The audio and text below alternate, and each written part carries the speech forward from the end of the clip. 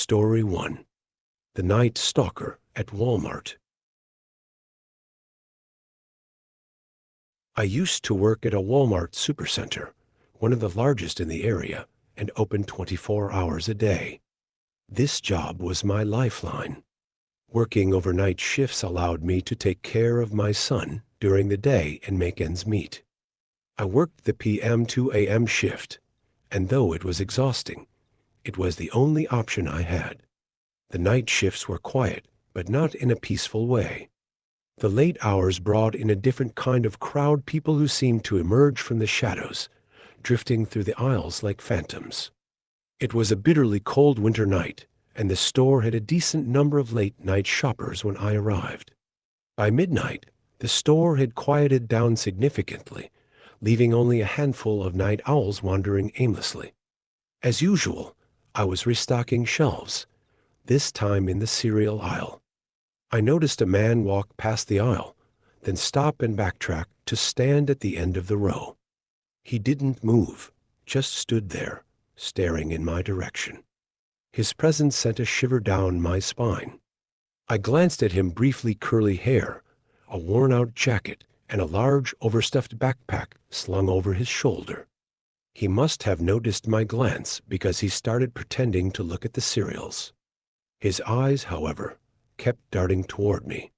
Trying to dismiss the unease, I continued stocking the shelves, but his presence was impossible to ignore. He loitered around the aisle for several minutes, occasionally picking up a box of cereal and putting it back. Finally, he walked toward me. I braced myself, hoping he would just pass by. Instead, he stopped a few feet away and asked, "Where's the bread?" His voice was hoarse, like someone who hadn't spoken in days. I pointed to the bakery section, a hint of irritation in my voice. "It's over there, near the back of the store." He stared at me for a moment longer than necessary before mumbling a thank you and shuffling away. I watched him walk away, noticing a strange waddle in his gait. He hadn't picked up a single item. His backpack was still bulging with unknown contents. I thought that was the end of it, but as the minutes ticked by, I noticed him again. He kept walking past the aisle I was in, each time lingering just a bit longer. It was as if he was watching me, waiting for something. My heart pounded in my chest, the hairs on my arms standing on end. I needed to finish this aisle and move somewhere else, anywhere away from him. After what felt like an eternity, I finished restocking and hurried to the warehouse in the back to grab another cart of boxes. I chose an aisle far from the cereal section, hoping to avoid him. This time, I was in the chips aisle, carefully rotating the stock as I placed new bags behind the older ones. About 45 minutes had passed since our initial encounter, so I assumed he was gone. I was wrong. I glanced to my right and saw him standing at the end of the aisle, watching me again. His eyes were empty, like dark voids that revealed nothing. His hands were empty, and he still had that backpack slung over his shoulder. He hadn't bought anything. He approached me again, and I felt my stomach twist into knots. He was too close this time. I could smell him, a rancid mix of sweat and something sour. I pretended not to notice him, focusing intently on the bags of chips. "I've been watching you," he said suddenly, his voice breaking the silence like a thunderclap. "You're beautiful." I forced a polite smile and laughed nervously. "Thanks," I muttered, wishing he would go away. He didn't. Instead, he began asking personal questions: my name, where I lived, if I was seeing anyone. I lied about everything. He moved closer, his breath hot on my face. "I don't think you understand," he murmured, his voice low and menacing. "I need your number." I stammered out an excuse, saying I was seeing someone, but he just chuckled. "There's nothing wrong with being friends," he insisted. Desperation clawed at me, so I gave him a fake number. He seemed satisfied, finally backing away with a creepy smile plastered across his face. I watched him leave the aisle, praying that would be the last I saw of him. Hours crawled by. I was on edge, constantly looking over my shoulder, waiting for him to reappear. My colleague, another stock worker, radioed me around AM, saying there was a man at the front asking for me. My heart sank. "I don't know him," I said hurriedly. "Tell him I left." She agreed, but moments later, I heard the doors to the employee lounge creak open behind me. I turned and there he was, his eyes wild, his face contorted in anger. "You gave me a fake number," he hissed, his voice filled with venom. My blood turned to ice. I managed to stammer, "You need to leave, sir. You're not allowed back here." He slammed his backpack onto the table, unzipping it slowly while keeping his eyes locked on mine. I couldn't move. My feet were glued to the floor as my mind raced through the worst possibilities. What was in that bag? The second he started reaching inside, I bolted. I ran past him, feeling his hand graze my arm as he tried to grab me. I didn't look back. I sprinted through the aisles, heading for the front of the store, praying there was anyone who could help me. I burst through the front doors and ran into the parking lot, my eyes searching for my car. I spotted it and dashed toward it, fumbling with the keys. Behind me, I heard the doors slam open again. He was chasing me. I managed to get into my car and lock the doors just as he reached me. He banged on the window, his face twisted in rage. He shouted something, but I couldn't hear it over the pounding of my heart. I started the car and tore out of the parking lot. I called the night manager as I drove away, explaining everything that happened. He told me to come back to the store, but I refused. He said he would call the police and review the security footage, but I knew that wouldn't make me feel safe. The next day, the manager told me the police had been notified, but they couldn't find the man. He had vanished into the night, just like the phantom he seemed to be. I went back to work the next evening, but every shadow, every figure lurking in the aisles, made my heart race. I never saw the man again, but the fear never left me. Even now, when I walk through the aisles of any store, I find myself looking over my shoulder, waiting for those dark, empty eyes to find me again. Story 2. The Lurking Stranger. When I was 14, Walmart was a place of convenience for me. It was within walking distance from my house, and I often went there alone, especially when I wanted to pick up cheap clothing or browse for a bit. It wasn't the most glamorous spot, but it was close, and for a young teenager, it felt like a little slice of independence. The mall nearby was gradually becoming a ghost town, with many stores closing down, so Walmart was often my only choice for a quick shopping trip. One night in late November, I decided to walk to Walmart to pick up a pair of jeans. It was a cold evening, and the walk took about 15 minutes. I had my AirPods in, music blasting to drown out the world. I knew the route by heart, so I didn't need to pay much attention to my surroundings. The store was relatively empty when I arrived, just a few people scattered through the aisles. I headed straight for the women's clothing section. As I flipped through racks of jeans, I became aware of someone standing next to me. I glanced up to see an older man, maybe in his 50s, with a clean-shaven face and thin gray hair. He had a strange smile plastered across his face, and his eyes were fixed on me. I ignored him at first, assuming he would just move on. But he didn't. His lips moved, saying something I couldn't hear over my music. I pulled out one of my AirPods reluctantly. "Sorry, what did you say?" I asked, trying to be polite despite the unsettling feeling creeping up my spine. He chuckled awkwardly. "I was just saying, my daughter has the same genes." Good choice. I forced a polite smile and nodded, hoping that would end the interaction. But he didn't leave. Instead, he continued to stand there, watching me. I focused back on the clothes, pretending he wasn't there. A moment later, he spoke again. "What's your name?" he asked. I hesitated. Something about him made me want to lie. "Emily," I said, giving him a fake name. He grinned wider. "That's a beautiful name," he said. "What school do you go to, Emily?" I felt my stomach twist. Why did he want to know that? "I'm not from around here," I lied again. "Just visiting my cousin." His eyes narrowed slightly, and a flicker of something dark crossed his face. "Really? Because I've seen you here before," he said. "You're not from around here?" My heart pounded in my chest. He had seen me before? I didn't know how to respond. My mind was racing, trying to come up with an excuse to leave. "I'm just shopping," I stammered, inching away from him. He didn't follow me at first, but I felt his eyes on me as I moved through the store.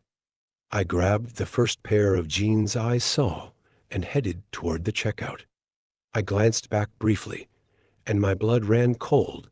He was still standing there, watching me. After paying for the jeans, I decided to take a quick detour through the mall, connected to Walmart. It was late, and the mall was nearly deserted. Christmas decorations were already up, giving the empty halls an eerie, abandoned feel. I walked quickly, my heart still pounding from the encounter. I needed to clear my head before walking home. I wandered into a Victoria's Secret store, thinking that if he was still following me, he wouldn't dare enter here. I glanced through the glass windows to the mall corridor, and my heart sank. He was sitting on a bench right outside, his eyes fixed on the store. I felt a wave of panic. I quickly left the store, hoping to lose him in the mall. I walked briskly, resisting the urge to run. My hand trembled as I pulled out my phone and called my mom. "Mom," I whispered urgently, "someone's following me. I need you to come get me. Now." She told me to stay in a public place, preferably inside a store with people, and wait for her. I ducked into a crowded bookstore, my eyes scanning the entrance. Moments later, he appeared at the doorway. He stood there, his gaze sweeping the room until he found me. "Emily," he called out softly, just loud enough for me to hear, but not to draw attention. My heart felt like it was going to explode out of my chest. I walked up to the cashier, my voice shaky. "That man is following me," I said. "I don't know him." The cashier, a young woman not much older than me, looked at the man and then back at me. Her eyes widened with understanding. She nodded and came around the counter, standing beside me protectively. Other customers noticed the situation, and their eyes turned toward him. He stood there for a moment, looking at me, then at the others. Realizing he was outnumbered, he turned and walked away, disappearing into the mall. I stayed in the bookstore until my mom arrived. When I saw her walk in, I felt a wave of relief wash over me. We thanked the cashier and left. I was still shaking when we got to the car. I explained everything to my mom, from the moment in Walmart to the chase through the mall. I stayed in the bookstore until my mom arrived. When I saw her walk in, I felt a wave of relief wash over me. We thanked the cashier and left. I was still shaking when we got to the car. I explained everything to my mom, from the moment in Walmart to the chase through the mall. She was furious and terrified. We went straight to the mall security office and reported the man. They promised to keep an eye out and said they would review the security footage. But I knew that was little comfort. He was gone, and they had no idea who he was. I avoided that Walmart and mall for months afterward. Even now, years later, I get a chill every time I walk past that area. I never found out who he was or what he wanted, and that's what haunts me the most. Every time I walk through a store or a crowded place, I find myself glancing around, half expecting to see him standing there, watching me. It's a fear that never quite goes away, the fear that someone, somewhere, is lurking just out of sight, waiting for the right moment to step back into my life. Story 3. The Night Shift Haunt. Working at Walmart was supposed to be a temporary gig, a way to pay the bills while I figured out what I wanted to do with my life. But sometimes life has a way of trapping you in the most unexpected places. For me, that place was Walmart, the 24-hour supercenter that became the setting of my worst nightmare. I worked the night shift, PM to AM, 5 nights a week. It was the shift nobody wanted, but I preferred it. Fewer customers, less noise, and an eerie calm that settled over the store as the hours dragged on. It was during those late hours that the store seemed to change, like it was hiding secrets that only the darkness could reveal. One night in particular stands out in my mind, a night that still haunts me every time I think about it. It started out like any other shift. The store was quiet, with only a few stragglers wandering the aisles. I was assigned to the electronics section that night, which was tucked away in the far corner of the store. It was isolated away from the front registers and the rest of the store's hustle and bustle. Around midnight, I noticed a man standing at the end of the aisle. He was tall, with a gaunt face and deep-set eyes that seemed to pierce right through me. He was staring at the TVs on display, but there was something about him that made my skin crawl. I tried to ignore him, focusing on restocking the shelves. But he didn't move. He just stood there, staring at the screens, his eyes unblinking. I cleared my throat, hoping he would notice me and realize he was being watched. He didn't react, not even a twitch. It was as if he was in a trance. After a few minutes, I decided to approach him. "Can I help you with something?" I asked, trying to keep my voice steady. He slowly turned his head to look at me, his eyes locking onto mine. They were dark, empty, like bottomless pits. "Do you work here?" he asked in a voice that was barely a whisper. Yes," I replied, feeling a shiver run down my spine. "Do you need help with anything?" He stared at me for a few more seconds before turning back to the TVs. "No," he said quietly. "I'm just looking." I nodded and backed away, deciding it was best to leave him alone. I returned to my tasks, but I kept glancing down the aisle to see if he was still there. He was, standing perfectly still, staring at the flickering screens. An hour passed, and he didn't move. My unease grew with every passing minute. I radioed my manager, who was at the front of the store. "There's a guy in electronics," I said, keeping my voice low. "He's been standing here for an hour, just staring at the TVs. Do you want me to come back there?"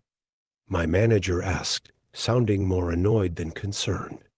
"Yes," I replied, glancing nervously at the man. "I think you should." My manager arrived a few minutes later. He was a gruff, no-nonsense type of guy who didn't scare easily. He walked up to the man and tapped him on the shoulder. "Sir, is there something I can help you with?" The man slowly turned his head to look at my manager, his expression blank. "I'm just looking," he repeated, his voice barely audible. "All right," my manager said, clearly irritated. "But you can't just stand here all night. If you're not buying anything, I'm going to have to ask you to leave." The man didn't respond. He turned back to the TVs, his eyes fixated on the flickering images. My manager sighed and motioned for me to follow him. We walked a few aisles over, out of the man's sight. "Keep an eye on him," My manager said quietly. "If he doesn't leave in the next half hour, let me know." I nodded, my stomach churning with a mix of fear and anxiety. I returned to my station, stealing glances at the man every few minutes. He remained in the same spot, unmoving, his eyes glued to the screens. As the minutes ticked by, a sense of dread settled over me. There was something deeply wrong about this man, something that went beyond simple loitering. I could feel it in my bones, a primal fear that whispered in the back of my mind, telling me to run. Then something changed. The TVs suddenly flickered, the screens glitching with static before displaying a distorted image. It was a face twisted in agony, eyes wide and mouth open in a silent scream. My heart skipped a beat, and I blinked, thinking I was seeing things.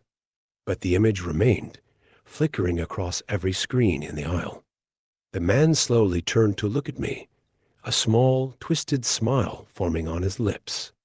"Do you see it?" he whispered, his voice echoing in the empty aisle. I stumbled back, my breath catching in my throat. What is that?" I stammered, my eyes glued to the screens. He stepped toward me, his movements slow and deliberate. "It's the truth," he said softly. "The truth they don't want you to see." I wanted to run, to get as far away from him as possible, but my legs felt like they were made of lead.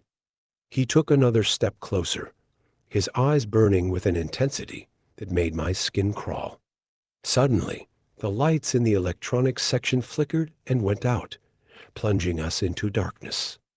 I fumbled for my flashlight, my hands shaking. I clicked it on, the beam cutting through the darkness to reveal the man standing just a few feet away. But his expression had changed. His face was twisted in a grotesque mask of anger, his eyes glowing with a sinister light. He opened his mouth to speak, but no sound came out. Instead, a guttural growl filled the air, reverberating through the aisle. I backed away, my heart pounding in my chest. I turned to run, but I collided with something solid. I screamed and swung the flashlight around, only to see my manager standing there, his face pale. "What's going on back here?" he demanded, his voice trembling. I pointed the flashlight back to where the man had been standing, but he was gone. The aisle was empty, the TVs now displaying their usual programs. The distorted face was gone, as if it had never been there. He was right here," I stammered, my voice shaking. "You saw him, right?" My manager stared at me, his brow furrowing. "Saw who?" "There's no one here." I glanced around frantically, shining the flashlight into every corner of the aisle. But the man was nowhere to be found. It was as if he had vanished into thin air. My manager grabbed my arm, pulling me toward the front of the store. "I think you need to take a break," he said, his voice stern but laced with concern. "You're seeing things." I tried to protest, but he wouldn't listen. He escorted me to the employee lounge and told me to sit down. I sat there, my mind racing, trying to make sense of what had happened.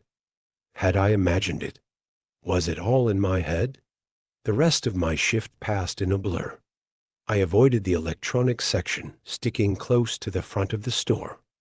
My manager kept an eye on me, clearly worried about my mental state. When my shift finally ended, I left the store as quickly as I could. The cold night air hit my face, and I took a deep breath, trying to calm my nerves. But as I walked to my car, I felt a presence behind me. I turned around, but the parking lot was empty. I got into my car, my hands shaking as I fumbled with the keys. I started the engine and drove away, glancing in the rearview mirror. For a split second, I saw him, the man standing at the edge of the parking lot, his eyes glowing in the darkness.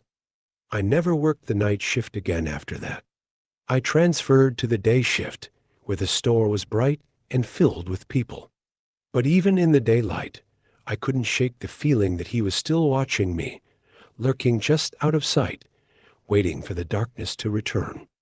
To this day, I don't know what I saw that night, whether it was a figment of my imagination, a ghost, or something else entirely. But one thing is certain: Walmart, with its endless aisles and flickering lights, became the last place I ever wanted to be alone in the dark.